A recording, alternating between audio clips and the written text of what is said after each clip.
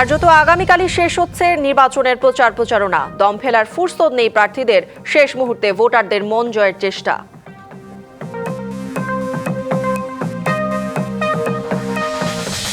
আজ ও কাল রাজধানীর 14টি নির্বাচনী জনসভায় যোগ দেবেন তারেক রহমান। কিছুক্ষণের মধ্যে ইসিবি চত্বর থেকে শুরু হচ্ছে কার্যক্রম।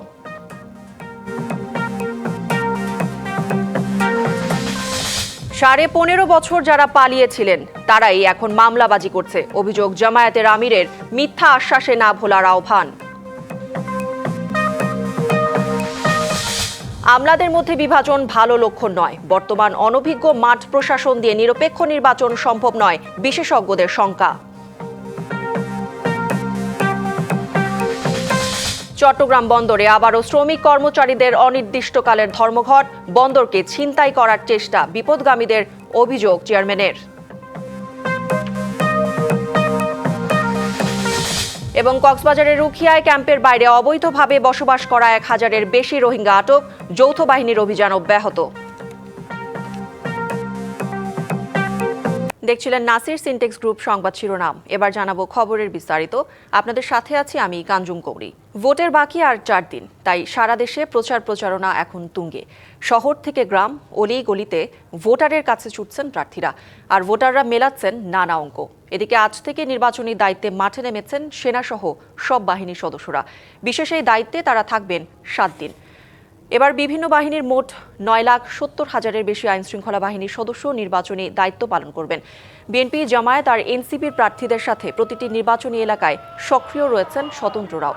বিরামহীন চলছে তাদের ভোটের প্রচারণা। প্রার্থীদের কাছে পেয়ে খুশি সাধারণ ভোটাররা।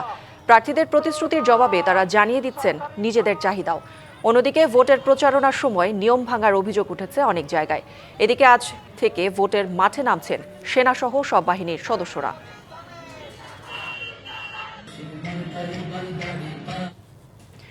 ঢাকার নির্বাচনী প্রচারণার খবর জানাতে রাজধানীর শাহবাগ এলাকা থেকে যুক্ত হচ্ছেন সহকর্মী সানি আহমেদ। সানি, যেমনটা বলছিলাম যে কার্যত আগামীকালই শেষ হচ্ছে নির্বাচনের প্রচার প্রচারণা, জানাবেন কেমন চলছে প্রার্থীদের শেষ মুহূর্তের প্রচারণা? এই শেষ মুহূর্তের প্রচারণা ঘিরে জমজমাট প্রচার প্রচারণা করছে। এই মুহূর্তে রয়েছি ঢাকা 8 আসনের প্রার্থী নাসিরউদ্দিন পাটোয়ারীর জনসংযোগ করছেন ঢাকা বিশ্ববিদ্যালয়ের মধ্যে হাজী মহসিন হলের মধ্যে আমরা এই মুহূর্তে রয়েছি। তবে এখনই আমরা যদি তাকে কথা বলার কথা ছিল আমাদের সাথে, সরাসরি আমরা চেষ্টা করব তার সাথে যদি একটু আমরা কথা বলতে পারি। এই মুহূর্তে তিনি বিভিন্ন হলে হলে যাচ্ছেন। আজকে সারাদিনে তিনি ঢাকা বিশ্ববিদ্যালয়ের বিভিন্ন হলে হলে যাচ্ছেন এবং তিনি কথা বলছেন। এবং আমরা যদি একটু তার সাথে সরাসরি একটু কথা বলতে পারি, আমরা তার কাছে জানতে চাইবো যে কেমন দেখছেন নির্বাচনী প্রচার প্রচারণা, কেমন দেখছেন এবং কতখানি আশাবাদী। যে আজকে আমরা ঢাকা বিশ্ববিদ্যালয়ে নির্বাচনী প্রচারণা করছি এবং এই নির্বাচনী প্রচারণার কাজে এখানে আসলে সবার মধ্যে একটা উৎসাহ উদ্দীপনা পেয়েছি। তো ঢাকা বিশ্ববিদ্যালয়ে অনেকগুলো সমস্যা আছে, তারা এগুলো আমার কাছে বলা শুরু করেছে। কর্মকর্তা কর্মচারী যারা আছেন এখানে, স্টাফ, তাদের কোনো বেতন বৈষম্য আছে, তাদের বেতন বাড়ে না, দীর্ঘদিন আন্দোলন করে, তারা এগুলো নিয়ে কথা বলেছেন। ছাত্ররা বলছে জুলাই গণ অভ্যুত্থানে যে জাদুঘরটা হয়েছে সেখানে নাকি পরীক্ষা ছাড়াই চাকরি দিয়ে দিচ্ছে। তারপর তারা চাকরিতে বৈষম্যমূলক কোনো কিছু চায় না এবং তাদের যে পাতলা ডাল হয় এটা তারা বন্ধ করতে চায় এবং আবাসিক ব্যবস্থা নিশ্চিত করতে চায়। তো অনেকগুলো সমস্যা তারা বলেছে। আমরা বলছি ডাবির সবগুলো সমস্যা, ডাবির সন্তান হিসাবে ইনশাল্লাহ আমি সমস্যার সমাধান করব। ধন্যবাদ আপনাকে। আমরা শুনছিলেন যে বিভিন্ন রকমের ভোটাররা যারা আছেন তারা তার কাছে বিভিন্ন রকমের কথা জানাচ্ছিলেন যেগুলো তাদের সমস্যা। সেই সমস্যা নিরসনের জন্য নাসিরউদ্দিন পাটোয়ারী তিনিও তাদের সাথে একমত হয়েছিলেন। তো কৌরি, এই ছিল আমার কাছে সর্বশেষ। সানি, ধন্যবাদ আপনাকে। আজ ও কাল রাজধানীতে 14টি নির্বাচনী জনসভায় অংশ নেবেন বিএনপি চেয়ারম্যান তারেক রহমান। দুপুরে তার নিজ নির্বাচনী এলাকা ঢাকা 17 আসনের ইসিবি চত্বর থেকে শুরু হবে কার্যক্রম। কাল ঢাকা 7 আসনের লালবাগ বালুর মাঠে জনসভা দিয়ে শেষ হবে দুদিনের কর্মসূচি। আজ ইসিবি চত্বরের সভা শেষে পল্লবীর লাল মাঠের জনসভায় অংশ নেবেন তারেক রহমান। পর্যায়ক্রমে ঢাকা 16, 15, 14, 13 সহ বিভিন্ন এলাকা ঘুরে রাতে ঢাকা 11 আসনের বাড্ডায় জনসভায় অংশ নেবেন বিএনপি চেয়ারম্যান। সোমবার নিজের নির্বাচনী এলাকা ঢাকা 17 আসনের বনানী খেলার মাঠে জনসভা দিয়ে প্রচারণা শুরু করবেন তারেক রহমান। এরপর ঢাকা 10, 8, 9, 5, 4, 6 এবং 7-এর লালবাগ বালুর মাঠে জনসভায় দলের প্রার্থীদের পরিচয় করিয়ে দিয়ে ধানের শীষের পক্ষে ভোট চেয়ে নির্বাচনী প্রচারণার সমাপ্তি টানার কথা রয়েছে তার। দর্শক, রাজধানীতে তারেক রহমানের পথসভায় আছেন সহকর্মী আনোয়ার হোসেন, যুক্ত হব তার সাথে। আনোয়ার, তারেক রহমানের আগমন ঘিরে পথসভার বিস্তারিত জানাবেন। প্রথমেই যেটি বলতে চাই সেটি হচ্ছে যে রাজধানীর যে ইসিবি চত্বর, এখানে মূলত একটি পথসভার জন্য একটি মঞ্চ তৈরি করা হয়েছে। বিএনপি চেয়ারম্যান তারেক রহমান তার যে এই পথসভায় আসার যে সময়টি সেটি হচ্ছে বেলা 2টা নাগাদ তিনি এখানে আসবেন। নিশ্চয়ই জানেন যে তিনি ঢাকার বাইরে বেশ কিছুদিন ধরেই তার যে কর্মসূচি ছিল নির্বাচনী প্রচারণা, সেই নির্বাচনী প্রচারণা শেষ করে তিনি এখন অর্থাৎ ঢাকার মধ্যে, যদি বলি যে ঢাকা উত্তর যে মহানগর অর্থাৎ ঢাকা মহানগর উত্তরের এখানে তিনি ঢাকা 17 থেকে নির্বাচন করছেন নিজে। তো সেই তার যে নির্বাচনী এলাকা, তার নির্বাচনী এলাকার একটি অংশই কিন্তু এই ইসিবি চত্বর। এই ইসিবি চত্বরে তিনি আজকে মূলত ঢাকার মধ্যে যে গণসংযোগ পথসভা সেটি আজকে তিনি শুরু করবেন। অর্থাৎ এই ইসিবি চত্বরে এখানে পথসভার মধ্য দিয়েই কিন্তু তার মূলত শুরুটি হবে নির্বাচনী প্রচারণা বা গণসংযোগের যে কার্যক্রমটি রয়েছে। তো সেই জায়গা থেকে আপনি নিশ্চয়ই দেখতে পাচ্ছেন এখানে বিপুল সমাগম ঘটতে শুরু করেছে। বিভিন্ন স্তরের নেতাকর্মীরা এখানে এসেছেন। সবারই অপেক্ষা যে কখন তাদের প্রিয় নেতা বিএনপি চেয়ারম্যান তারেক রহমান এখানে আসবেন। একটু জানিয়ে রাখি সেটি হচ্ছে যে মহানগর উত্তরে আরো এই ইসিবি চত্বর সহ 6টি সংসদীয় আসনের তিনি আজকে গণসংযোগে অংশগ্রহণ করবেন। সব মিলে যদি বলি তাহলে বলতে হবে যে এখন অল্প কিছুক্ষণের মধ্যে বিএনপি চেয়ারম্যান তারেক রহমান এই ইসিবি চত্বরে যে পথসভা এখানে এসে উপস্থিত হবেন এবং যথারীতি গণসংযোগে আমরা নির্বাচন প্রচারণায় যে যা দেখেছি তিনি আজকে তার বক্তব্য রাখবেন, পরিকল্পনার কথা তুলে ধরবেন। সব মিলিয়ে একটি অপেক্ষা প্রতীক্ষার রয়েছে এখানকার স্থানীয় নেতৃবৃন্দ সহ বিভিন্ন স্তরের মানুষ। কৌরি, আনোয়ার, ধন্যবাদ আপনাকে। আওয়ামী লীগের 10 টাকা কেজি চালের আশ্বাস যেমন ভুয়া ছিল, তেমনি বিএনপির ফ্যামিলি কার্ডের প্রতিশ্রুতিও মিথ্যা, বললেন জামায়াতের আমির। তিনি বলেন 15 বছর যারা পালিয়েছিল তারাই এখন চাঁদা ও মামলাবাজি করছে। ক্ষমতায় গেলে দুর্নীতির টুটি চেপে ধরার ঘোষণা দিয়ে ডাক্তার শফিকুর রহমান বলেন একটি দল 59 জন ঋণ খেলাপিকে মনোনয়ন দিয়েছে। রাজধানীর বাড্ডা নির্বাচনী আসন ঢাকা 11। এখানে ভোটে লড়ছেন এনসিপি নেতা নাহিদ ইসলাম। তার জন্য ভোটের প্রচারে 11 দলীয় জোটের জনসভায় যোগ দেন জামায়াত ইসলামের আমির সহ অন্যান্য নেতারা। 12 ফেব্রুয়ারি ভোটের মাধ্যমে দেশ থেকে চিরতরে ভূমিদস্যু আর আধিপত্যবাদীদের নির্মূল করার ঘোষণা দেন নাহিদ ইসলাম। আগামী 12 ফেব্রুয়ারি আমাদের সামনে সুযোগ এসেছে এই সকল ভূমিদস্যু, ভূমি দখলদার, চাঁদাবাজ, সন্ত্রাসী, ঋণ খেলাপিদেরকে পরাজিত করবার। এই ভূমিদস্যুদের সিন্ডিকেট ঢাকা 11 থেকে আমরা চিরতরে নির্মূল করব ইনশাআল্লাহ। অনুষ্ঠানে খেলাফতে মজলিসের আমির মাওলানা মামুনুল হক বলেন মানুষের আকাঙ্ক্ষার সম্মান যারা জানাতে পারে না, এই নির্বাচনে দেশের মানুষ তাদের প্রত্যাখ্যান করবে। 24 পরবর্তী বাংলাদেশের মানুষের যে আকাঙ্ক্ষা, যে ইচ্ছা, যে অভিপ্রায়, সেটাকে যারা সম্মান জানাতে পারে না, বাংলাদেশের মানুষ তাদেরকে কোনোদিন গ্রহণ করবে না। ভোটের আগে বিভিন্ন দলের প্রতিশ্রুতির কড়া সমালোচনা করেন জামায়াতের আমির। 10 টাকা শের দরে চাল খেয়ে এখনো পেটের ভিতর গরম রয়েছে, ফাঁপা যায়নি। এই সব কার্ড হইল ভুয়া কার্ড। যেমন 10 টাকা দরের চালের আশ্বাসটা ছিল ভুয়া, এই কার্ডগুলো হইল সেই রকম ভুয়া। এইসব ভুয়া কার্ডকে আগামী 12 তারিখ জনগণ ইনশাল্লাহ লাল কার্ড দেখাবে। জামায়াতের নেতৃত্বে 11 দলীয় জোট ক্ষমতায় গেলে বাংলাদেশে ন্যায় ও ইনসাফ প্রতিষ্ঠার ঘোষণা দেন doctor Shafiqur Rahman. Hasan Al Mamun, DBC news, Dhaka. গত 3টি জাতীয় নির্বাচনে আমলাতন্ত্র ও প্রশাসনের পক্ষপাতমূলক আচরণ সর্বজন বিদিত। তাই এবারের ভোটে নানা অনিশ্চয়তা ও শঙ্কার মধ্যেও সবচেয়ে আলোচিত বিষয় প্রশাসন কি ঘুরে দাঁড়াতে পারবে। এই প্রশাসন দিয়ে কি অবাধ, সুষ্ঠু ও নিরপেক্ষ নির্বাচন সম্ভব? বিশেষজ্ঞরা এক কথায় বলেছেন সম্ভব নয়। ইতিহাসে প্রথমবারের মতো আমলাদের মধ্যে বিভাজনকে তারা ভালো চোখে দেখছেন না। কারো কারো মধ্যে অবশ্য সমর্থনসূচক মতও আছে।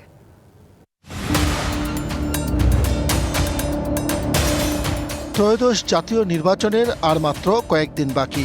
একদিকে চলছে নির্বাচনী প্রচার, আরেকদিকে প্রায় প্রতিটি দলই প্রশাসন ও আমলাতন্ত্রের দিকে ছুটছে নানা সন্দেহের তীর।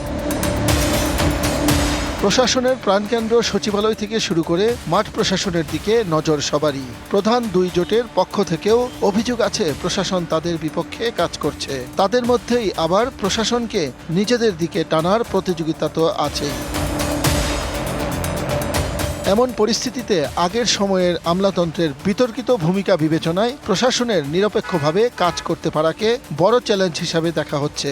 সব পক্ষেরই দাবি বর্তমান প্রশাসন প্রতিপক্ষের কবজায়। আবার সম্প্রতি অ্যাডমিনিস্ট্রেটিভ সার্ভিস অ্যাসোসিয়েশনের মধ্যে পাল্টাপাল্টি কমিটি গঠনের মধ্য দিয়েও প্রশাসনে বিভাজন এখন সুস্পষ্ট। আমলাতন্ত্রের দলীয়করণ এবং বিভাজন এটা দুর্ভাগ্যজনক। এইবারের মতো বিভাজন আগে আর কখনো হয়নি। আগের বার তোমরা বলছো যে তোমাদের উপরে চাপ ছিল, তোমরা পারো নাই, আমরাও দেখছি, আমরা মানছি, কিন্তু এইবার তো সরকার তোমাদেরকে সেরকম কিছু বলতেছে না বা করতেছে না, তাইলে এখন কেন তোমরা এরকম হইলা? তাইলে এটা প্রতিষ্ঠিত হবে যে আমলারা আসলেই খারাপ। গণঅভ্যুত্থানের পর এই আমলাতন্ত্রের উপর ঝড় বয়ে গেছে, তাতে আমলাতন্ত্র সম্পূর্ণ তছনছ হয়ে গেছে। এই তছনছ আমলাতন্ত্রকে যেভাবে যে দক্ষতার সহিত সাজানো দরকার ছিল অন্তর্বর্তীকালীন সরকার সেভাবে সাজাইতে পারে নাই। পুরো নির্বাচনী ব্যবস্থা নির্বাচন কমিশনের হলেও তা বাস্তবায়নের মূল চালিকা শক্তি মাঠ প্রশাসনের আমলারা। বিশেষজ্ঞরা বলছেন প্রশাসনে বিএনপিপন্থী বা জামাতপন্থী আমলা থাকায় এককভাবে প্রভাব যেমন থাকবে না, উল্টো দিকে অনভিজ্ঞ কর্মকর্তা দিয়েও সুষ্ঠু ভোট সম্ভব নয়। তারা সকল দলের প্রতি সমান আচরণ করবেন, আইন শৃঙ্খলা রক্ষা করার চেষ্টা করবেন, নিরপেক্ষ প্রিসাইডিং অফিসার, পোলিং অফিসার নিয়োগ দিবেন, তদারকি করবেন, তাইলে ইনশাআল্লাহ সুষ্ঠু নির্বাচন অসাধ্য নয়। দুইটা দলে বিভক্তি হওয়া এটা অত্যন্ত মারাত্মক ক্ষতির কারণ হয়ে দাঁড়াবে। এ থেকে সুষ্ঠু নির্বাচন ব্যাহত হইতে পারে। আশা করি সরকার এদিকে নজর দিবে।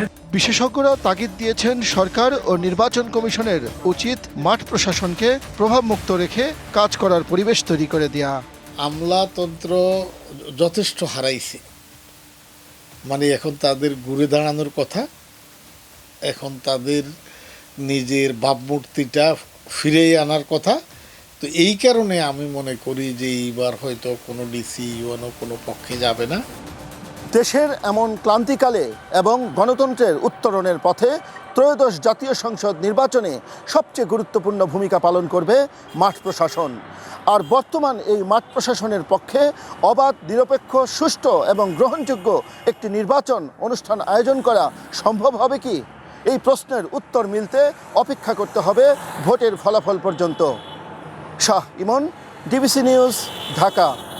দেশজুড়ে বইছে নির্বাচনের জোর হাওয়া। 12ই ফেব্রুয়ারি হবে ত্রয়োদশ জাতীয় সংসদ নির্বাচনের ভোট গ্রহণ। এ নিয়ে কি ভাবছেন সাধারণ মানুষ থেকে শুরু করে আগামীর জনপ্রতিনিধিরা? সে কথা জানাতে ডিবিসি নিউজের ইলেকশন এক্সপ্রেস ছুটে যাচ্ছে সব সংসদীয় আসনে। এখন রয়েছে সংসদীয় আসন 276, লক্ষ্মীপুর 3-এ। সিএসআরএম ডিবিসি ইলেকশন এক্সপ্রেস আছি লক্ষ্মীপুর জেলায়। এই মুহূর্তে আমাদের সাথে অতিথি হিসেবে যুক্ত আছেন লক্ষ্মীপুর 3 আসনে বিএনপি মনোনীত প্রার্থী শহীদউদ্দিন চৌধুরী। এনি আমরা তার সাথে কথা বলবো। আপনাকে আমাদের অনুষ্ঠানে স্বাগত জানাচ্ছি। আপনি তো এই আসনে বিএনপির পক্ষ থেকে নির্বাচন করছেন এবং আপনি বিএনপির বড় নেতা। আপনার কাছে মানুষের প্রত্যাশাও অনেক বেশি। প্রচারণা কেমন চলছে? আমি এখন আছি আমাদের লক্ষ্মীপুর সদর থানার তেয়ারিগঞ্জ ইউনিয়ন। আমি সকাল থেকে এই ইউনিয়নের মৌলবীরহাট, আন্দারমানিক, চরমটুয়া, চরমনসা অনেক জায়গায় গণসংযোগ করেছি। এটা একটা চরাঞ্চল। এই যে আমাদের সাধারণ মানুষ, খেটে খাওয়া মানুষ সারাক্ষণ কাজে ব্যস্ত ছিল, তারা অপেক্ষায় আছে যে তাদের প্রিয় লোকটা কখন আসবেন। আমি এসেছি ওনাদের সামনে 2-4টা কথা বলবো। সবার আবদার দাবি এত বেশি যে দীর্ঘদিন নির্বাচিত সরকার পায় নাই, নির্বাচিত প্রতিনিধি পায় নাই, নির্বাচিত এমপি পায় নাই। তার মানে তারা বঞ্চিত ছিল, অবহেলার শিকার ছিল, বঞ্চনার শিকার ছিল। পাহাড় পর্বত পরিমাণ তাদের এই দাবি আবদার। প্রিয় লোকটার কাছেই তো দাবি করে, আবদার করে। দীর্ঘদিন পর তারা পেয়েছেন। রাস্তা লাগবে, স্বাস্থ্য সেবার জন্য তাদের যে সুপেয় পানির দরকার, তাদের এখানে স্যানিটেশন নাই, চরাঞ্চল, সেই জন্য আরও বেশি সমস্যা। দীর্ঘদিন পায় নাই, খুবই স্বতঃস্ফূর্ত সবাই। এবং এই যে একটা আমাদের নির্বাচনী এলাকা, বরাবরই এখানে দানের শীষ জিতে আসছিল 91, 96, 2001, 2008। যদি 2014, 2018, 2024 ভোট হতো, দানের শীষকেই ওনারা নির্বাচিত করতেন। আমাদের এই এলাকার মানুষ সবসময় জিয়ার ভক্ত, খালেদা জিয়ার ভক্ত, এবং এনি চৌধুরীর সঙ্গে থেকে তারা সবাই মিলেমিশেই ধানের শীষকে ভোট দিয়ে আসছেন। এবং আগামী দিনে তারেক রহমানকে দেশের প্রধানমন্ত্রী বানানোর জন্য এবং ধানের শীষকে আমাকে ভোট দিয়ে তারেক রহমান হাতকে শক্তিশালী কী করবেন, এই প্রত্যাশা থেকে সবারই মনের জোর, মনের হিম্মত, মনোবল, সাহস এত বেশি, এত স্বতঃস্ফূর্ত, এত গণজোয়ার, বিশাল এবং ব্যাপক। আমি শুরুতেই বলছিলাম যে আপনি বড় নেতা এবং আপনার কাছে বড় প্রত্যাশা। যদি আপনি নির্বাচিত হন তাহলে আপনার পরিকল্পনা কি এবার এই আসন নিয়ে?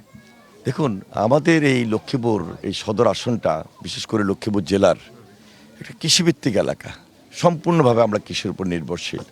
এখানে নারিকেল, সুপারি, ধান, তারপর সয়াবিন, শাক সবজি, মাছের বিশাল অনেক খামার রয়েছে। তাহলে এই যে কৃষি উৎপাদিত জিনিসগুলোকে আমি কিভাবে আধুনিক কৃষিতে নিতে পারি, স্বনির্ভর লক্ষ্মীপুর গড়ে তুলতে পারি, এবং বাণিজ্যিক লক্ষ্মীপুরকে আমার একটা প্ল্যান নিয়ে আমি এগোচ্ছি। সেটা হলো যে আমাদের এখানে যে অপরিকল্পিতভাবে যে কৃষি উন্নয়নটা হচ্ছে, কৃষি দ্রব্য উৎপাদন হচ্ছে, এটাকে আমি পরিকল্পিত এবং বাস্তবে সেটাকে রূপ দেওয়ার জন্য আমি কিছু থিম নিয়ে এসেছি। যে থিমের ভিত্তিতে লক্ষ্মীপুর একটা পাইকারি বিশাল মার্কেট হবে, অর্থনৈতিক জোন হবে, কৃষিভিত্তিক অর্থনৈতিক জোন। এই জোনটার মাধ্যমে আমি এখানে সবাইকে এঙ্গেজ করে ফেলতে চাই, এবং এই জন্য আমার একটা স্লোগান, কৃষিভিত্তিক অর্থনীতি, লক্ষ্মীপুরের সমৃদ্ধি। আমার সব শেষ প্রশ্ন, এইখানে অন্য প্রার্থীরাও যেহেতু নির্বাচন করছেন, নির্বাচনের লড়াইটা আসলে কেমন জমবে? আর কোনো কারণে যদি অন্য প্রার্থী বিজয়ী হয়, আপনি বিজয়ী না হন, যদি কোনো কারণে এমনটা ঘটে, তাহলে আপনি মানুষের উন্নয়নের জন্য কিভাবে কাজ করবেন? আমাদের এলাকার মানুষ এত স্বতঃস্ফূর্ত এবং গণজোয়ার, এখানে না হওয়ার কোনো সুযোগ নাই, না বলতে কিছুই নাই। তারপরও আমি আশা করতেছি যে জালিয়াতি যেন না হয়, সেই দিকটার দিকে ওনারা নজর না রেখে একটু পজিটিভ চিন্তা যেন ওনারা চলে আসেন, এবং গণমানুষের সঙ্গে সম্পৃক্ত হয়ে যেন ভোটটা করেন। ধৈর্য সহকারে শান্তিপূর্ণ নিরপেক্ষ ভোটের জন্য যে আমরা লড়াই করেছি, সংগ্রাম করেছি, তাকে তারা সম্মান করবেন। আমাদের সাথে যুক্ত হওয়ার জন্য আপনাকে অসংখ্য ধন্যবাদ। CSRM ডিবিসি ইলেকশন এক্সপ্রেস আজ আরও কিছুটা সময় থাকবে এই জেলায়, এবং পরবর্তী সংবাদে নতুন কোনো প্রার্থী নিয়ে আপনাদের সামনে আবারও হাজির হব। ততক্ষণ আমাদের সাথে থাকুন, ভালো থাকুন। শেখ হাসিনা মনে করতেন একটি দুর্নীতিগ্রস্ত সেনাবাহিনী তার জন্য নিরাপদ। ট্রাইব্যুনালে এমন তথ্য দিয়েছেন সাবেক সেনাপ্রধান ইকবাল করিম ভূঁইয়া। সাবেক সেনা কর্মকর্তা জিয়াউল হাসানের বিরুদ্ধে 104 জনকে গুম করে হত্যার মামলায় আন্তর্জাতিক অপরাধ ট্রাইব্যুনালে সাক্ষ্য দিতে এসে এ মন্তব্য করেন তিনি। আজ রাষ্ট্রপক্ষের সাক্ষী হিসেবে আন্তর্জাতিক অপরাধ ট্রাইব্যুনালে তার জবানবন্দি গ্রহণ করা হয়। জিয়াউলের বিরুদ্ধে শতাধিক মানুষকে গুম করে হত্যার ঘটনায় 3টি অভিযোগ এনে গত 17 ডিসেম্বর আনুষ্ঠানিক অভিযোগ দাখিল করে প্রসিকিউশন। চলতি বছর 14 জানুয়ারি আনুষ্ঠানিক অভিযোগ গঠন করে বিচার শুরুর নির্দেশ দেয় ট্রাইব্যুনাল। জিয়াউল হাসানকে 2024 সালের আগস্টের মাঝামাঝি সময়ে রাজধানীর খিলক্ষেত এলাকা থেকে গ্রেপ্তার করা হয়। তিনি ন্যাশনাল টেলিকমিউনিকেশন মনিটরিং সেন্টার বা NTMCর মহাপরিচালক ছিলেন।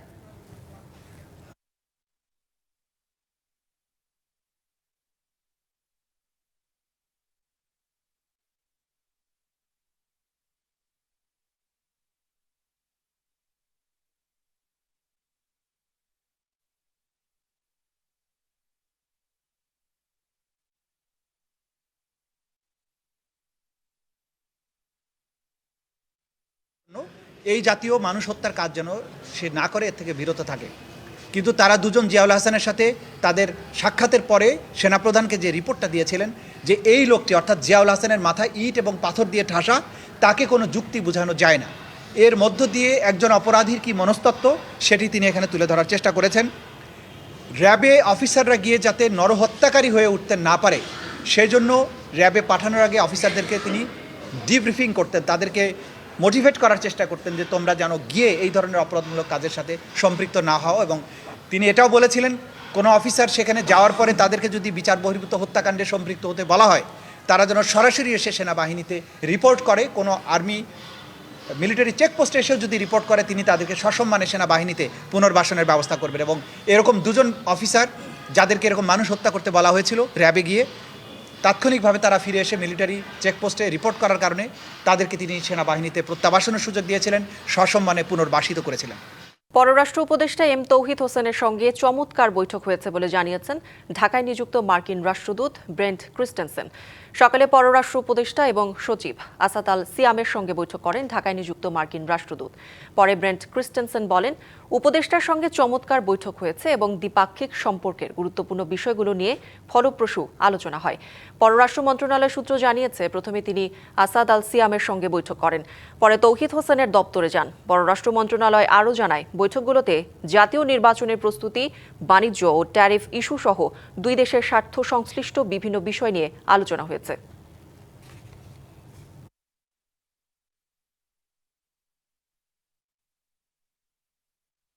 এবারের নির্বাচনে ভোট কারচুপির কোনো শঙ্কা নেই। উত্তরের সীমান্তবর্তী দুর্গম চরের কেন্দ্রগুলোতে প্রয়োজনীয় ব্যবস্থা নেওয়া হয়েছে। শান্তিপূর্ণ, গ্রহণযোগ্য ও অংশগ্রহণমূলক নির্বাচন নিশ্চিত করতে প্রশাসন ও আইনশৃঙ্খলা বাহিনী প্রস্তুত। দুপুরে রংপুরে উত্তরের ৮ জেলার নির্বাচন সংশ্লিষ্ট কর্মকর্তাদের সাথে জাতীয় নির্বাচন ও গণভোট সুষ্ঠুভাবে সম্পাদন করতে আইনশৃঙ্খলা বিষয়ক মতবিনিময় শেষে গণমাধ্যমে এসব কথা বলেন স্বরাষ্ট্র উপদেষ্টা জাহাঙ্গীর আলম চৌধুরী। আগামী 12ই ফেব্রুয়ারি উৎসবমুখর নির্বাচন উপহার দিতে সবার সহযোগিতা কামনা করেন তিনি। একই সাথে এই অঞ্চলে নিয়োজিত নির্বাচন সংশ্লিষ্ট সকল কর্মকর্তা ও আইনশৃঙ্খলা বাহিনীর সদস্যরাও শান্তিপূর্ণ ভোট উপহার দিতে প্রতিশ্রুতি ব্যক্ত করেছেন, জানান উপদেষ্টা।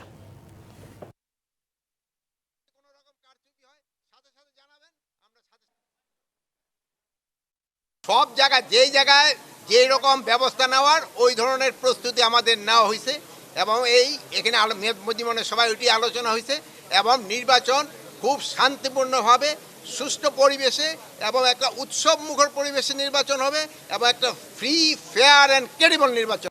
এনসিটি ইজারা দেওয়ার প্রতিবাদ ও বন্দর চেয়ারম্যানের প্রত্যাহার সহ 4 দফা দাবিতে আজ আবারও চট্টগ্রামে অনির্দিষ্টকালের ধর্মঘট শুরু করেছেন শ্রমিক কর্মচারীরা। বন্দর রক্ষা পরিষদের ডাকে সকাল 8টা থেকে শুরু হয় এই ধর্মঘট। গত সপ্তাহে শনিবার থেকে চট্টগ্রাম বন্দরে শুরু হয় বিক্ষোভ, অবরোধ, কালো পতাকা মিছিল ও কর্মবিরতি কর্মসূচি। চলে টানা 6 দিন। শুক্র ও শনিবার কর্মসূচি শিথিল করার পর আবারও দেশের প্রধান সমুদ্র বন্দর অচলাবস্থার শুরু হয়। এদিকে দুপুরে সংবাদ সম্মেলনে বন্দর চেয়ারম্যান বলেন, বন্দরকে ছিনতাই করার চেষ্টা করছে বিপথগামীরা। এনসিটি নিয়ে ডিপি ওয়ার্ল্ডের সাথে আলোচনা চলমান রয়েছে। দেশের স্বার্থ রক্ষা করেই চুক্তি হবে। তো চুক্তি এখনো হয়ই নাই। একটা প্রিম্যাচুর একটা প্রসেস নিয়ে এইভাবে আগের থেকে একটা ভন্ডুল করার আমার কাছে মনে হয় যে একটা অপপ্রচেষ্টা অথবা বাধাগ্রস্ত করা। জনগণের সাথে, ভবিষ্যতের সাথে এবং বন্দরের সাথে এইটা যেটা করা সেইটাই হবে। এখন কখন শেষ হবে, কবে হবে, এইটা ওই প্রসেসটা শেষ হওয়ার পরেই চুক্তি হবে। এ নিয়ে বিস্তারিত জানবো। আমাদের সাথে সরাসরি যুক্ত হচ্ছেন সহকর্মী মাসুদুল হক। মাসুদ, ধর্মঘটের এখনকার পরিস্থিতি কি এবং সংশ্লিষ্ট ব্যক্তিবর্গের বক্তব্য সব মিলিয়ে জানাবেন।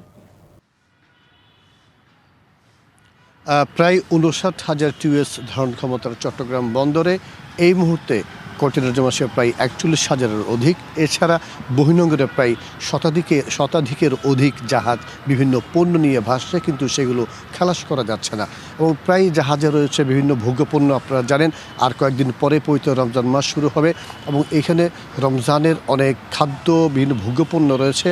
এগুলো যদি সময় মতো এগুলো খালাস করা না হয়, সেক্ষেত্রে রমজানের ভোগ্যপণ্যের বাজারের প্রভাব পড়ার একটা আশঙ্কা রয়েছে। এই মুহূর্তে রয়েছে চট্টগ্রাম বন্দর ভবনের সামনে। আসলে মূলত চট্টগ্রাম বন্দরে সকাল থেকেই সকল ধরনের কাজ বন্ধ এবং গেল সপ্তাহে যখন 6 দিনের যখন কর্মবিরতি পালন হয়েছিল, সে সময় কিন্তু বহির্নোঙরে কিন্তু সামান্য কাজ হয়েছিল, কিন্তু আজকে কিন্তু বহির্নোঙর অর্থাৎ গভীর সাগরে সেখানে কিন্তু সকল ধরনের কাজ বন্ধ রয়েছে। এছাড়া বন্ধ রয়েছে চট্টগ্রাম বন্দরের ইয়ার্ডে এবং জেটিতে এবং এর ফলে চট্টগ্রাম বন্দর থেকে কোনো পণ্যবাহী কোনো লরি বা ট্রাক বের হয়নি এবং এর ফলে আমদানি রপ্তানি বাণিজ্যে স্থবিরতা আপনার দেখা দিয়েছে। যারা বন্দর ব্যবহারকারী, যারা আমদানি রপ্তানি করে, তারা যদি বলছেন দ্রুত এই সমস্যার সমাধান না হলে তাহলে থমকে যেতে পারে দেশের লাইফলাইন চট্টগ্রাম বন্দর। তো এই ছিল আমার কাছে চট্টগ্রাম বন্দর থেকে সর্বশেষ খবর। মাসুদ, ধন্যবাদ আপনাকে। কক্সবাজারের রুখিয়ায় ক্যাম্পের বাইরে অবৈধভাবে ভাড়া বাসা ও স্থানীয়দের জমি দখল করে বসবাস করা 1000-এর বেশি রোহিঙ্গাকে আটক করেছে যৌথ বাহিনী। মধ্যরাত থেকে উখিয়ার বালুখালী এলাকায় শুরু হয় এই অভিযান। যৌথ বাহিনী জানায়, ত্রয়োদশ জাতীয় সংসদ নির্বাচনে রোহিঙ্গাদের ব্যবহারের শঙ্কা রয়েছে।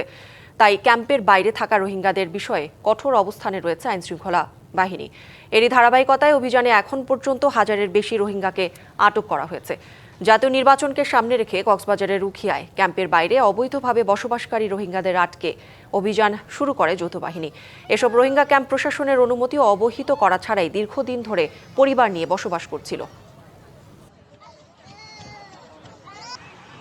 রাজনীতিতে নারীর অংশগ্রহণ জরুরি, তা না হলে সঠিক নীতি প্রণয়ন করা যাবে না, এমন মন্তব্য করেছেন ব্যারিস্টার জাইমা রহমান। সকালে রাজধানীর BIISS অডিটোরিয়ামে উইমেন ইন ডেমোক্রেসি আয়োজিত গণতন্ত্রের সংগ্রামে নারী অবদান এবং আগামীর বাংলাদেশ শীর্ষক আলোচনা সভায় এই কথা বলেন তিনি। বলেন, ছাত্র রাজনীতি থেকে শুরু করে প্রতিটি ধাপে নারীর ধারাবাহিক অংশগ্রহণ না থাকায় তারা রাজনীতির মাঠ থেকে হারিয়ে যাচ্ছে।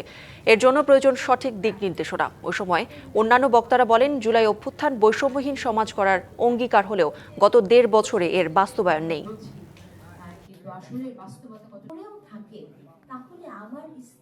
আমরা যদি সুযোগ না পাই, এরকম পলিটিক্যাল অ্যাক্সেস যদি না পাই, এই ফাইন্যান্সিয়াল অ্যাক্সেস যদি না পাই, সি-সুইট অ্যাক্সেস যদি না পাই, তখন কিন্তু মানে এই যে পলিসিজ ইমপ্লিমেন্টেশন, যে আচ্ছা ঠিক আছে আমাদের দৃষ্টিভঙ্গি, আমরা যে পার্সপেক্টিভ দিয়ে কাজ করবো, ওইগুলো কিন্তু হয় না। জাপানে শুরু হয়েছে আগাম সাধারণ নির্বাচন। স্থানীয় সময় রাত 8টায় শেষ হবে ভোট গ্রহণ। এরপর এক্সিট পোল ভিত্তিক পূর্বাভাস প্রকাশ করা হবে। 2 বছরের মধ্যে এটি দেশটির দ্বিতীয় জাতীয় নির্বাচন। জাপানের প্রথম নারী প্রধানমন্ত্রী সানায়ে তাকাইচি দায়িত্ব নেওয়ার 4 মাসেরও কম সময়ের মধ্যে এই আগাম নির্বাচনের ডাক দেন। নির্বাচনে তাকাইচির ক্ষমতাসীন দল লিবারেল ডেমোক্রেটিক পার্টির বড় ধরনের বিজয়ের সম্ভাবনা রয়েছে। তবে দেশটিতে রেকর্ড তীব্র শীত ও তুষারপাত ভোটার উপস্থিতিতে প্রভাব ফেলতে পারে বলে ধারণা করা হচ্ছে। জনমত জরিপ অনুযায়ী তাকাইচির নেতৃত্বাধীন রক্ষণশীল জোট 465 আসনের নিম্নকক্ষে প্রায় 300 আসন পেতে পারে, যা বর্তমানে তাদের দখলে থাকা 233 আসনের তুলনায় অনেক বেশি।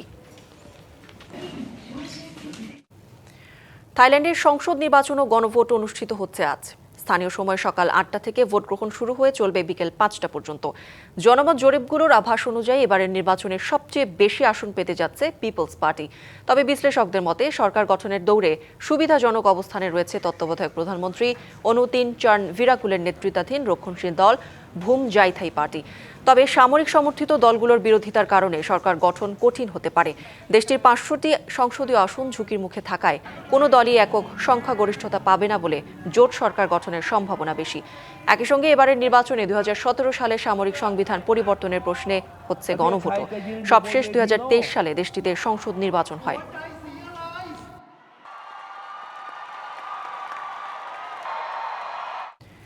আইসিসি ও পাকিস্তান ক্রিকেট বোর্ডের সাথে বৈঠকের জন্য পাকিস্তানের লাহোর গেছেন বিসিবি সভাপতি আমিনুল ইসলাম বুলবুল। বৈঠক শেষে বিকেলেই ঢাকায় ফিরে আসার কথা রয়েছে তার। বৈঠকে আলোচনা হতে পারে সাম্প্রতিক বিভিন্ন ইস্যু নিয়ে। এর মধ্যে রয়েছে বাংলাদেশের বিশ্বকাপ বয়কট ও পাকিস্তানের ভারত ম্যাচ বয়কটের ঘোষণা। মুস্তাফিজকে আইপিএল থেকে বাদ দেওয়ার পর নিরাপত্তার সংখ্যায় ভারত যেতে আপত্তি জানায় বাংলাদেশ সরকার। প্রায় 3 সপ্তাহের আলোচনার পর বিশ্বকাপ থেকে বাদ পড়ে বাংলাদেশ। তখন দৃঢ় পদক্ষেপে বাংলাদেশের পাশে দাঁড়িয়ে ভারতের বিপক্ষে ম্যাচ বয়কটের ঘোষণা দেয় পাকিস্তান। এতে বিশাল আর্থিক লোকসানের মুখে পড়েছে আইসিসি। বাংলাদেশ, পাকিস্তান ও আইসিসির এই সভার পর এই সব কিছুর সমীকরণ কোন দিকে যায় তাই এখন দেখার অপেক্ষা। পূর্বাচল স্টেডিয়ামের মাটি চুরির ইস্যুতে তদন্ত কমিটির কোনো রিপোর্ট এখনো হাতে পায়নি বিসিবি। পরিচালকদের নামে ছড়িয়ে পড়া অভিযোগের কোনো ভিত্তি নেই বলে এক সংবাদ বিজ্ঞপ্তিতে জানিয়েছে Bangladesh cricket board. Satellite television channel star নিউজের স্টার প্লে কর্তৃক সম্প্রচারিত একটি তদন্ত প্রতিবেদনে বিসিবির পরিচালকদের বিরুদ্ধে পূর্বাচল স্টেডিয়ামের মাটি ক্রয়ে অনিয়মের অভিযোগ ওঠে। মাটি চুরির অভিযোগ তদন্তের জন্য কমিটি গঠন করেছে বিসিবি, কিন্তু সেই রিপোর্ট এখনো হাতে পায়নি বোর্ড এবং এ নিয়ে প্রচারিত সংবাদে উদ্বেগ প্রকাশ করেছে বিসিবি। একই সাথে স্টার নিউজকে এমন সংবেদনশীল সংবাদ প্রচারের ক্ষেত্রে নির্ভুল, ন্যায্য ও দায়িত্বশীল হওয়ার আহ্বান জানিয়েছে বোর্ড। চ্যানেল কর্তৃপক্ষকে এ বিষয়ে যথাযথ পদক্ষেপ গ্রহণের জন্য অনুরোধ করা হয়েছে বিজ্ঞপ্তিতে।